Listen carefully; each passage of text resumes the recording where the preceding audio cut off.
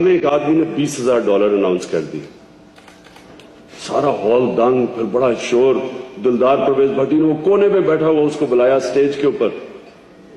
वो स्टेज पे आया तो उसे तकरीर भी करवा दी। सारे अब सुन रहे हो, तकरीर के लिए जा रहा है। उसने भी छोटी तकरीर नहीं की, बड़ी लंबी तकरीर की। उसके बाद वो गया, हमने फिर से तालियां बजाई।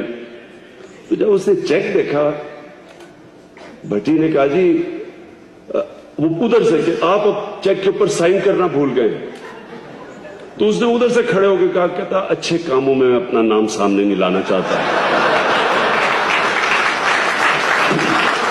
तो मैं आपसे आज उम्मीद रखता हूं कि आज अच्छे कामों में आप अपना नाम सामने लेके आएंगे।